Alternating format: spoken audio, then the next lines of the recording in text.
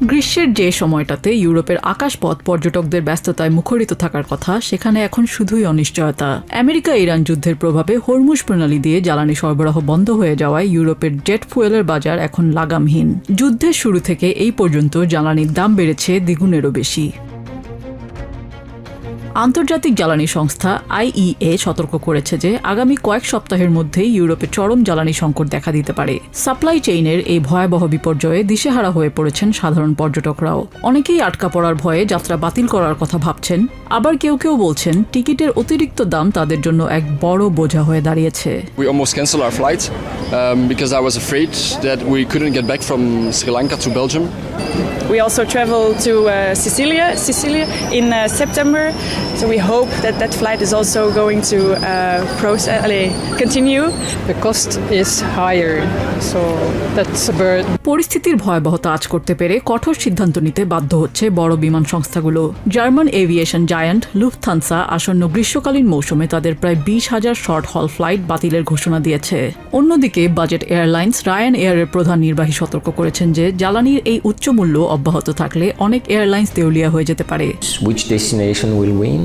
মূল প্রশ্নটি এখন গন্তব্য নিয়ে। এবছর মানুষ কোন ধরনের ছুটি পছন্দ করবে? সম্ভবত তারা লম্বা সফরের বদলে স্থানীয় বা কাছাকাছি কোনো গন্তব্য বেছে নেবে। ফলে অনেক জনপ্রিয় পর্যটন কেন্দ্র তাদের নিয়মিত ব্যবসা হারাবে।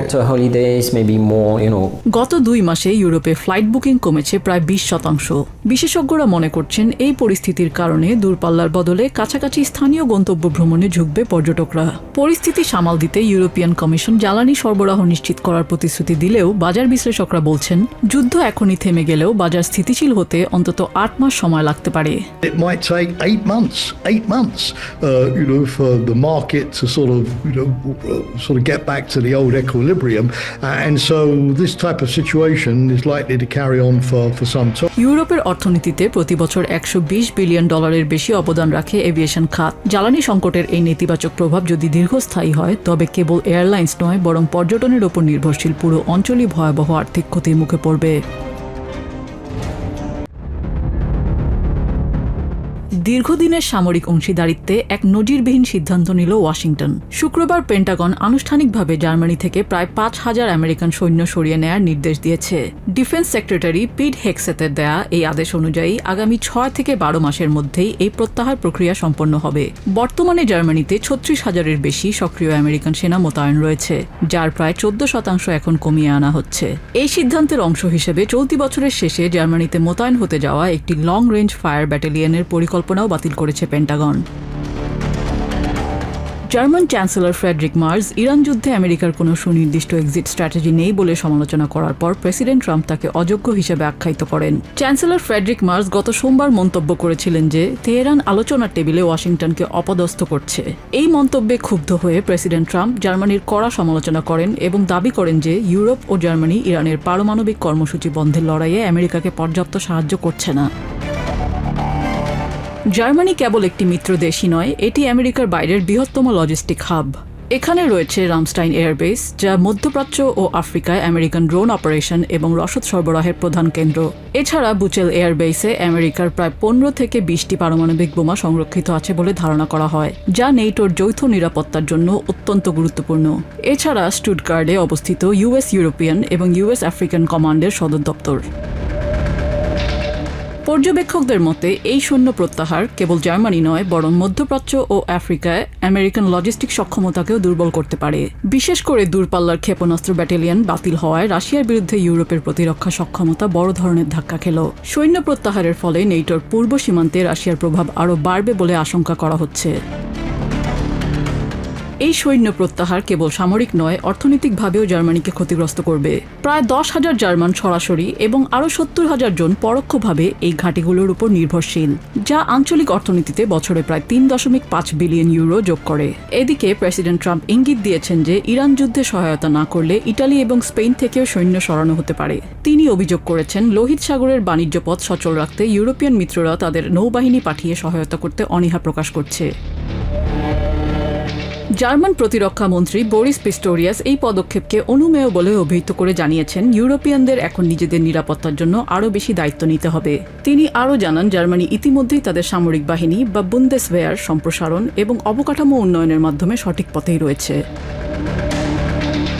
অন্যদিকে আমেরিকান কংগ্রেসে ডেমোক্র্যাটরা এই সিদ্ধান্তকে বিপজ্জনক হিসেবে বর্ণনা করে বলেছেন এটি মিত্রদের দূরে সরিয়ে দিয়ে পরোক্ষভাবে রাশিয়ার স্বার্থ রক্ষা করবে। নেটো মুখপাত্র অ্যালিসন হার্ট জানিয়েছেন তারা আমেরিকান এই সিদ্ধান্তের খুঁটিনাটি বোঝার চেষ্টা করছেন এবং ইউরোপিয়ান দেশগুলোকে জিডিপির 5% প্রতিরক্ষা খাতে ব্যয়ের আহ্বান জানিয়েছেন। 4 বছর ধরে চলা যুদ্ধ, থেমে থাকা কূটনৈতিক আলোচনা আর বাড়তে থাকা জনবল সংকট, এমন বাস্তবতায় সেনাবাহিনীতে বড় সংস্কারের ঘোষণা দিয়েছে ইউক্রেন। 2022 সালে রাশিয়ার পূর্ণমাত্রার আগ্রাসনের পর শুরুতে স্বেচ্ছাসেবকদের ঢল নামলেও সময়ের সঙ্গে তা কমে গেছে। দুর্বল প্রশিক্ষণ, পর্যাপ্ত সহায়তার অভাব এবং কঠোর নিয়োগ প্রক্রিয়া সব মিলিয়ে কমছে আগ্রহ। এই পরিস্থিতি মোকাবেলায় সেনাবাহিনীর কাঠামোগত পরিবর্তনের উদ্যোগ নিয়েছে কিয়েভ। লক্ষ্য জনবল সংকট কাটানো, দীর্ঘদিন দায়িত্বে থাকা সেনাদের অব্যাহতি এবং যুদ্ধ সক্ষমতা বাড়ানো। এ বিষয়ে শুক্রবার জাতির উদ্দেশ্যে দেয়া এক ভাষণে প্রেসিডেন্ট ভলোদিমির জেলেনস্কি সেনাবাহিনীর সংস্কারের বিষয়গুলো তুলে ধরেন।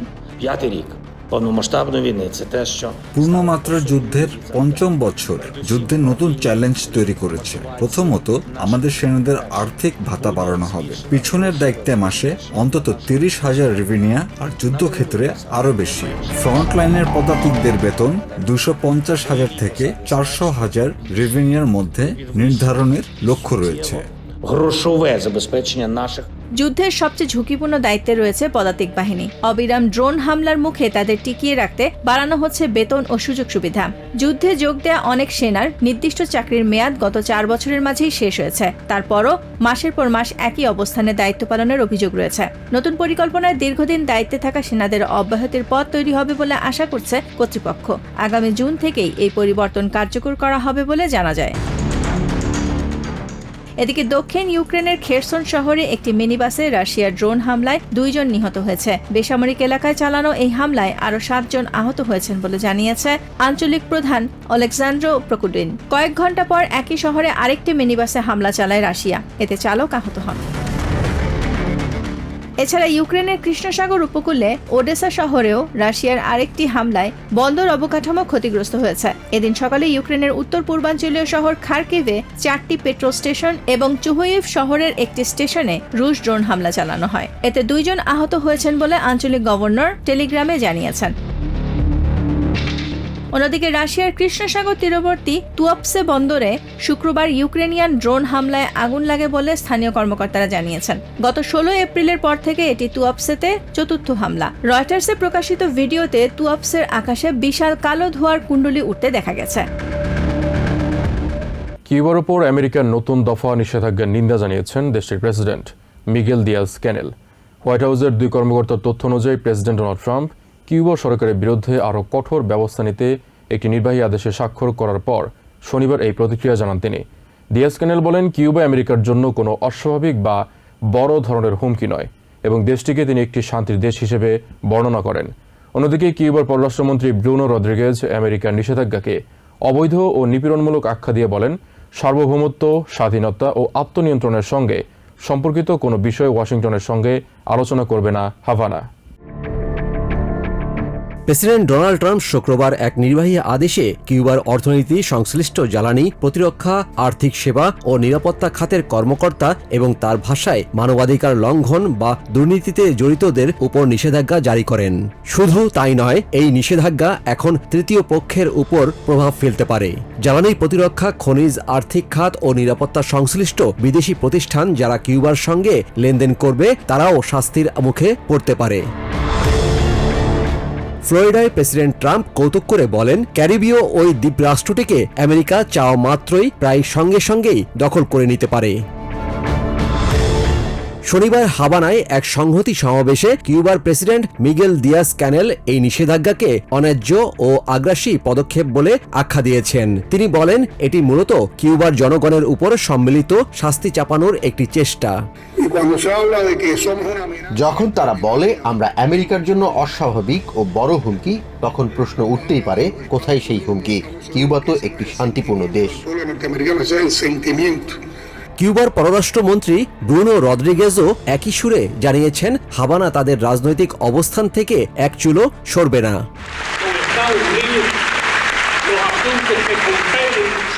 আমরা কখনোই আমেরিকার সঙ্গে এমন কোনো বিষয়ে আলোচনা করব না যা কিউবার সার্বভৌমত্ব, স্বাধীনতা বা আত্মনিয়ন্ত্রণের সঙ্গে সম্পর্কিত। আমরা আমাদের সমাজতান্ত্রিক ব্যবস্থাকে রক্ষা করতে প্রতিশ্রুতিবদ্ধ। এদিকে কিউবার রাষ্ট্রীয় গণমাধ্যম বলছে এই নিষেধাজ্ঞা সামরিক আগ্রাসনের হুমকি বাড়িয়েছে এবং এটি একটি বিপজ্জনক ও নজিরবিহীন উত্তেজনা তৈরি করেছে। কিউবার প্রেসিডেন্ট বলেছেন আমেরিকার এই পদক্ষেপ বিপজ্জনক উত্তেজনা সৃষ্টি করছে। তিনি আন্তর্জাতিক সম্প্রদায়কে সতর্ক থাকার আহ্বান জানিয়েছেন এবং বলেছেন কিউবা কখনো আত্মসমর্পণ করবে না। নতুন এই নিষেধাজ্ঞা এমন এক সময়ে এলো যখন আমেরিকা ইরান উত্তেজনা এবং বৈশ্বিক জ্বালানি সংকট ইতোমধ্যে আন্তর্জাতিক অর্থনীতিকে নাড়িয়ে দিয়েছে। কিউবা দীর্ঘদিন ধরে আমেরিকার অর্থনৈতিক অবরোধের মুখে রয়েছে। নতুন নিষেধাজ্ঞা সেই চাপকে আরো বাড়াবে বলেও মনে করছেন বিশ্লেষকরা। জার্মানি থেকে আমেরিকান সেনার প্রত্যাহারের ঘোষণার পর দেশটিতে অবস্থিত বিভিন্ন সামরিক ঘাটির নিকটবর্তী শহরগুলোর বাসিন্দারা উদ্বেগ জানিয়েছেন। রামস্টেইন বিমান ঘাটির নিকটবর্তী শহর ল্যান্ডস্টুলের বাসিন্দারা জানান আমেরিকার সৈন্য প্রত্যাহারের সিদ্ধান্তে তারা আর্থিকভাবে ক্ষতিগ্রস্ত হবেন। বিশ্লেষকরা বলছেন প্রেসিডেন্ট ট্রাম্পের ব্যক্তিগত ক্ষোভের কারণেই এমন সিদ্ধান্ত নিয়েছে পেন্টাগন। এই সিদ্ধান্তের জেরে দুই দেশের মধ্যকার সম্পর্কে অবনতি ঘটবে বলেও আশঙ্কা জানান তারা। ইউরোপের সবচেয়ে বড় আমেরিকান বিমান ঘাঁটি রামস্টাইন, যেখানে 1952 সাল থেকে আমেরিকান সেনা মোতায়েন রয়েছে। শুক্রবার জার্মানি থেকে 5000 সৈন্য প্রত্যাহারের ঘোষণা দেয় পেন্টাগন। এ ঘটনায় জার্মানির পশ্চিমাঞ্চলীয় শহর ল্যান্ডস্টুলের বাসিন্দারা উদ্বেগ প্রকাশ করেছেন। এখানকার বাসিন্দারা আশঙ্কা করছেন আমেরিকান সৈন্য প্রত্যাহারের এই সিদ্ধান্ত রামস্টাইন বিমান ঘাঁটিকেও প্রভাবিত করতে পারে। তাদের মতে এমনটা হলে স্থানীয় সম্প্রদায়ের উপর নেতিবাচক প্রভাব পড়বে। যে কোনো অবস্থাতেই এটি একটি বড় আঘাত হবে, কারণ এলাকাটি আর্থিকভাবে এই বিমান ঘাঁটির উপর ব্যাপকভাবে নির্ভরশীল। মারিয়া রাফতুওলো নামে এক বাসিন্দা জানান আমেরিকান সেনারা তাদের সমাজেরই অবিচ্ছেদ্য অংশ ছিল। যদিও এখন তাদের সংখ্যা আগের চেয়ে অনেক কম, তবুও তারা এই অঞ্চলের উন্নতির পেছনে অবদান রাখছে। তারা আমাদের কর্মসংস্থানের ব্যবস্থা করেছে। তারা বাড়ি এবং ফ্ল্যাট ভাড়া নিয়েছে, যার ফলে অনেকেই তাদের বাড়ির বন্ধকি ঋণ পরিশোধ করতে পেরেছে। তবে ভের্নার পৌলি নামে এক বাসিন্দার মতে কিছু কিছু ক্ষেত্রে ক্ষতি হলেও এর সুবিধাজনক দিকও আছে। এর ফলে এখানকার আবাসন সমস্যা হয়তো কিছুটা কমবে। আসলে সবকিছুরই দুটি বা তার বেশি দিক থাকে। অধিকাংশ বাসিন্দাই অবশ্য তার সাথে একমত হতে পারেননি। আমেরিকান সৈন্য প্রত্যাহারের ক্ষতিকর দিকই বেশি বলে মনে করছেন তারা। আমি মনে করি এটি এই অঞ্চলের জন্যই খারাপ হবে, কারণ অনেক আমেরিকান এখানে প্রচুর অর্থ ব্যয় করেন।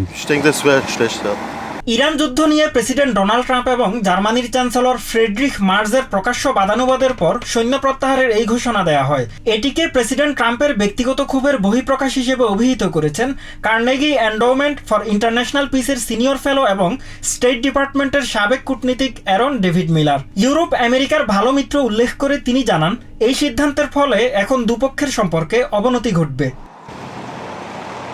ইরানের বিপক্ষে যুদ্ধে জয়ের বিকল্প নেই বলে মন্তব্য করেছেন সাবেক স্টেট সেক্রেটারি মাইক পম্পেও। শনিবার ফক্স নিউজকে দেয়া সাক্ষাৎকারে এই কথা জানান তিনি। ইরানের বিরুদ্ধে সামরিক অভিযান শুরুর 60 দিন পেরিয়ে গেলেও প্রেসিডেন্ট ট্রাম্প সাংবিধানিকভাবেই সঠিক অবস্থানে আছেন বলে জানান তিনি। এদিকে স্টেট ডিপার্টমেন্টের মুখপাত্র টমি পিগোট জানান ইরানের জনবিরোধী শাসকদের শায়েস্তা করতে সর্বোচ্চ রাজনৈতিক ও অর্থনৈতিক চাপ দিয়েছে ওয়াশিংটন। অন্যদিকে সাবেক ভাইস অ্যাডমিরাল রবার্ট হারার্ড বলেন পুরো মধ্যপ্রাচ্যই ইরানের শাসন কাঠামোর পরিবর্তন চায়। ইরানের বিরুদ্ধে যুদ্ধবিরতি কার্যকর থাকায় এখনও প্রেসিডেন্ট ওয়ার পাওয়ার অ্যাক্ট অনুযায়ী সিদ্ধান্ত নিতে পারেন বলে জানিয়েছেন প্রেসিডেন্ট ট্রাম্প। এই পরিস্থিতিতে সাবেক স্টেট সেক্রেটারি মাইক পম্পেও মনে করেন ইরান যুদ্ধে আমেরিকায় জয়ের বিকল্প নেই। শনিবার ফক্স নিউজকে দেওয়া এক সাক্ষাৎকারে তিনি বলেন, ইরানে মধ্যমপন্থী বলে কোনো নেতা নেই, সবাই উগ্রপন্থী। তাই ধর্মীয় শাসন অব্যাহত থাকলে উগ্রপন্থী এই নেতারা আমেরিকার জন্য আরো ঝুঁকিপূর্ণ হয়ে উঠবে। প্রেসিডেন্ট ট্রাম্প যদি দৃঢ় থাকেন তাহলেই দীর্ঘমেয়াদী নিরাপত্তা সম্ভব উল্লেখ করে তিনি বলেন, চায়না ও রাশিয়া সবই দেখছেন, তাই এই যুদ্ধে আমেরিকার জয়ের বিকল্প নেই। প্রেসিডেন্টের ওয়ার পাওয়ার অ্যাক্টের মেয়াদ ফুরিয়ে গেলেও ট্রাম্প সাংবিধানিকভাবে সঠিক অবস্থানেই আছেন বলেও মনে করেন সাবেক স্টেট সেক্রেটারি। তিনি বলেন, যদি কংগ্রেস কিছু করতে চায় তাহলে তারা আইন পাস করে অর্থ বন্ধ করতে পারে, কিন্তু তারা তা করেনি, কারণ তারা জানে এই সেনাবাহিনী সরিয়ে নিলে ইরান বিশ্ব জ্বালানি সরবরাহ নিয়ন্ত্রণ করবে। এদিকে স্টেট ডিপার্টমেন্টের মুখপাত্র টমি পিগুট জানান, ইরানের সামরিক বাহিনী ও নৌবাহিনী ধ্বংস হওয়ায় বিশ্ব নিরাপদ হয়েছে। একই সঙ্গে ইরানের উগ্রপন্থী শাসন কাঠামো বহু দশক ধরে জনগণের সম্পদ সন্ত্রাসী গোষ্ঠী ও পারমাণবিক কর্মসূচিতে ব্যয় করছে। এই জন্যই দেশটিকে সর্বোচ্চ রাজনৈতিক ও অর্থনৈতিক চাপ দেওয়া হয়েছে বলে উল্লেখ করেন তিনি। পিগুট মনে করেন, প্রেসিডেন্ট ট্রাম্প চাইলে ইরানের প্রতি অর্থনৈতিক অবরোধ আরও কঠিন করতে পারেন, সরবরাহ লাইনগুলোতে আঘাত করতে পারেন, আকাশপথও বন্ধ করে দিতে পারেন তিনি। সাবেক ভাইস অ্যাডমিরাল রবার্ট হারার্ড মনে করেন, আমেরিকাকে আরও কিছু সময় ধৈর্য ধরে থাকতে হবে। পুরো অঞ্চলই চাইছে প্রেসিডেন্ট যেন দৃঢ় থাকেন। প্রেসিডেন্ট ট্রাম্প তার কাজ শেষ করতে দৃঢ় প্রতিজ্ঞ উল্লেখ করে সাবেক এই সেনা কর্মকর্তা বলেন, প্রশ্ন হলো কোন পথে কাজটি শেষ হবে এবং ইরানের ক্ষমতা কাঠামোতে আবারও পরিবর্তন আনতে হবে কিনা। সাউথ কোরিয়ার সিউলে শনিবার কয়েকশো বাসিন্দার অংশগ্রহণে অনুষ্ঠিত হল ব্যতিক্রমধর্মী এক প্রতিযোগিতা। হান নদীর তীরবর্তী একটি পার্কে এই প্রতিযোগিতার আয়োজন করে শহর কর্তৃপক্ষ, যার নাম দেওয়া হয়েছে পাওয়ার ন্যাপ কন্টেস্ট।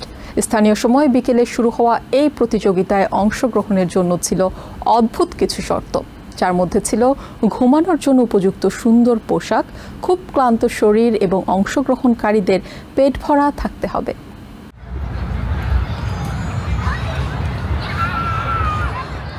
শনিবার বসন্তের ঝাপসা রোদে সাউথ কোরিয়ার সোউলের কয়েকশো বাসিন্দা হান নদীর তীরবর্তী একটি পার্কে জড়ো হয়েছিলেন। তারা এমন কিছু করার চেষ্টা করছিলেন যা অনেক পরিশ্রমী সাউথ কোরিয়ান কখনোই পর্যাপ্ত পান না, আর তা হলো ঘুম। সোউল সিটি কর্তৃপক্ষ স্থানীয় সময় বিকেল ৩টা থেকে তাদের বার্ষিক বসন্তকালীন এই প্রতিযোগিতার তৃতীয় আসরের আয়োজন করে, যার নাম দেয়া হয়েছে পাওয়ার ন্যাপ কন্টেস্ট। প্রতিযোগীদের জন্য এবার বেশ কিছু নতুন শর্ত ছিল। পোশাক হতে হবে কোনো ঘুমন্ত রাজপুত্র বা রাজকন্যার মতো, আসতে হবে ক্লান্ত শরীরে এবং পেট ভরা অবস্থায়। কোয়ালারা তাদের গভীর ঘুমের জন্য পরিচিত।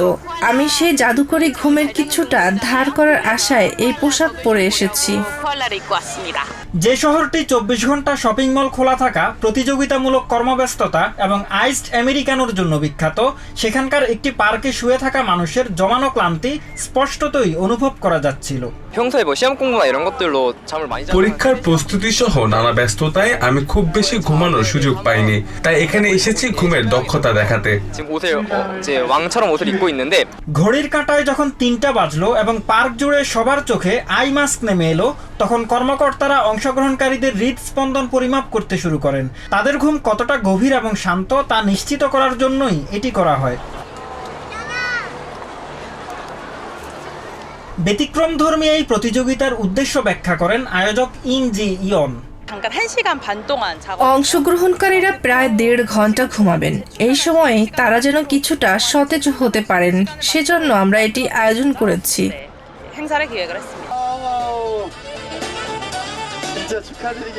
প্রতিযোগিতায় বিজয়ী হন ৮০ বছর বয়সী এক বৃদ্ধ, আর রানার আপ হন হোয়াং ডু সাং নামে ৩৭ বছর বয়সী এক অফিস কর্মী।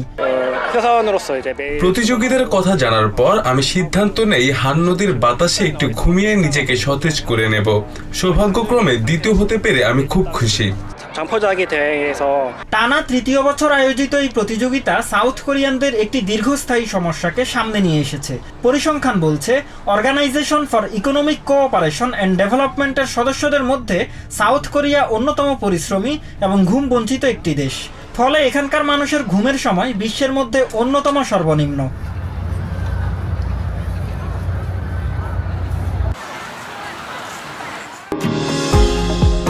নিউ ইয়র্ক থেকে সম্প্রচারিত TVN 24 টেলিভিশন বিশ্বজুড়ে বাঙালির কণ্ঠস্বর।